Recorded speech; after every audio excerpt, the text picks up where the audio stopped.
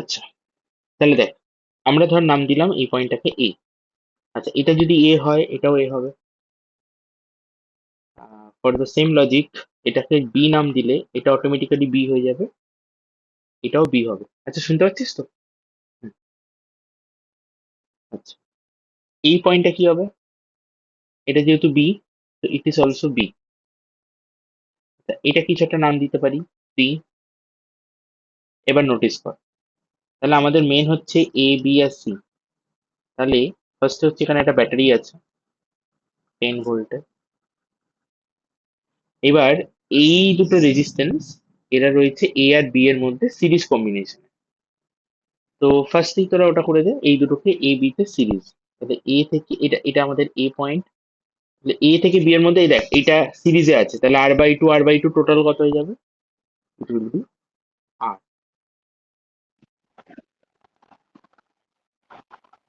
হলো? এরপরে এখান থেকে দেখ এই দুটো কি কম্বিনেশনে আছে।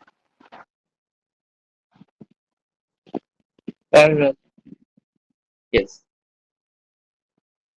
তাহলে এই দুটো প্যারেল কম্বিনেশনে আছে, তাহলে আর বাই টু প্যারেল কম্বিনেশনে কত হয়ে যাবে এই দুটো কম্বাইন হয়ে? এটা হয়ে যাবে আর বাই 4।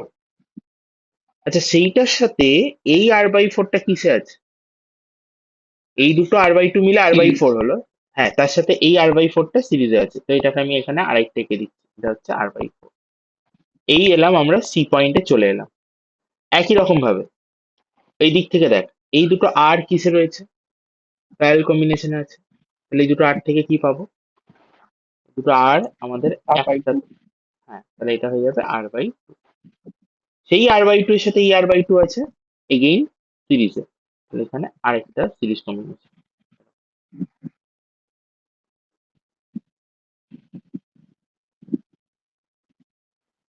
তাহলে উপরে পার্টটা পুরোটা হয়ে গেল।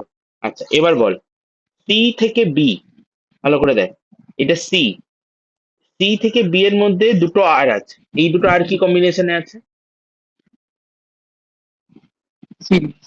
সিরিজে আছে। তাহলে সি থেকে বি এর মধ্যে আবার দুখানা আর কে আমরা আঁকবো। তো আমি এখানটা লিখছি, ধর এটা হচ্ছে আর বাই 2, এখানে আর বাই 2। আর সি থেকে বি এর মধ্যে হচ্ছে গিয়ে দুটো আর সিরিজে আছে, তাহলে এইখানে দুটো আর হয়ে যাবে 2 আর একসাথে কম্বাইন করলে। বুঝতে পারলি? তাহলে এটা হয়ে গেল 2 আর। নাও, আচ্ছা, এই দুটো আর এরাও কাদের মধ্যে কানেক্ট হয়ে আছে? C and B. তাহলে এখানেও আর আর একসাথে কত হয়ে যাবে? 2 আর হয়ে যাবে।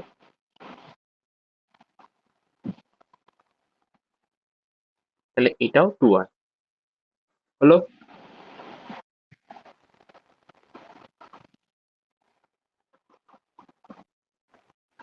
আচ্ছা, আর কিছু বাকি আছে ড্র করা কোনোটা? বাইরের একটা আছে। এই আরটা, এটা কার কার মধ্যে কানেক্ট আছে? এ আর বি। তাহলে এ থেকে বি তে তুই তাহলে এখানে আরেকটা কানেক্ট করে দে, এখানে এ থেকে বি তে আরেকটা আর আছে ব্যাস।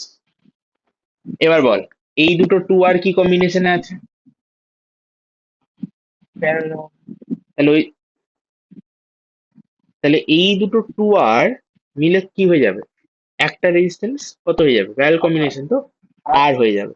তাহলে আমি এখানে এই দুটোকে একসাথে করে দিচ্ছি, দেখ এবার আঁকাটাকে ছোট করছি। তাহলে এই দুটো 2 আর মিলে একটা আর হয়ে গেল। ওকে, হলো। আচ্ছা, এই আর বাই 2 কিসে রয়েছে? সিরিজ। তাহলে এটা কত হয়ে যাবে? দুটো আর বাই 2 মিলে একটা আর আর হয়ে যাবে।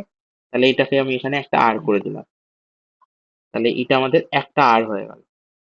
এবার এই আর এর সাথে এই আরটা কি কম্বিনেশন আছে? প্যারালাল।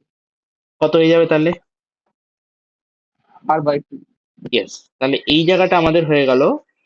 এবার নোটিস কর, এটা হয়ে গেল তাহলে আমাদের আর বাই 2। Okay, good. দেন এখানে এই দুটো আর বাই 4 কিসে আছে? সিরিজ। তাহলে এই দুটো একসাথে কম্বাইন হলে কত হবে? আর বাই আর টু। বাই, তাহলে এখানে এটা হয়ে গেল আর বাই 2। ব্যাস, এই দুটো আর বাই 2 এবার কিসে রয়েছে? সিরিজ। ব্যাস, দুটো আর বাই 2 একসাথে হলে কি হয়ে যাবে? আর তাহলে এটা আবার প্যারাল কম্বিনেশন চলে এলো। না, এখন এই আর এর সাথে এই আর কিসে আছে, এই তিনটে আর এখন কিসে রয়েছে, এখন তিনটে আরই প্যারাল কম্বিনেশনে আছে। তাহলে ফাইনাল রেজিস্ট্যান্স হয়ে গেল আর ইকুইভ্যালেন্ট R/3। তাহলে R/3 মানে রেজিস্ট্যান্স 30 বলা ছিল, তাহলে 30/3 মানে ফাইনাল রেজিস্ট্যান্স 10। তাহলে ফাইনাল কারেন্ট কত হবে, না ভোল্টেজ 10, তো 10 divided by 10, that is 1 ampere. In this way it will be 1 ampere.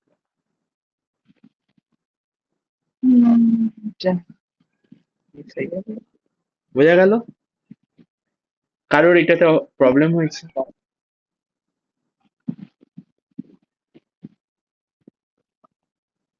না স্যার।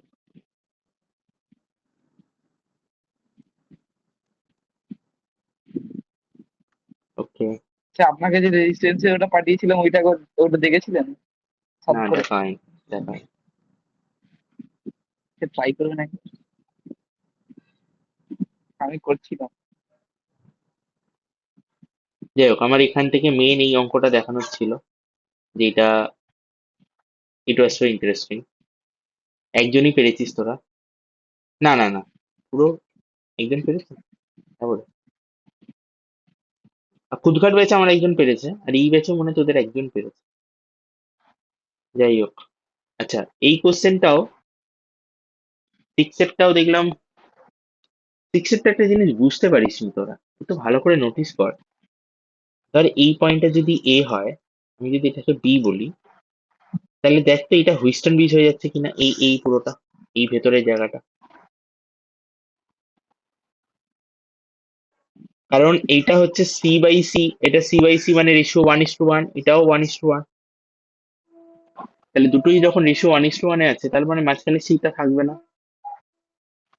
তখন এই দুটো সি সিরিজ হয়ে যাবে, এই দুটো সি সিরিজ হয়ে যাবে। এইভাবে করতে হতো। মানে মেন কথা এখানে অ্যাকচুয়ালি অঙ্কটা হবে এরকম, এই অঙ্কটাতে এইখানে যেটা আছে ভেতরে আঁকাটা, এটা পুরোটাই বাদ পড়ে যাবে ফাইনালি।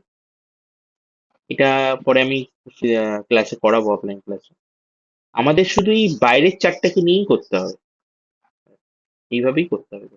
সিয়াস, হ্যাঁ আনসার। হ্যাঁ হ্যাঁ, সিএস। যাই হোক, আই হোপ এই অঙ্কটা বুঝতে পেরেছি সেটা কিভাবে হবে। হুম।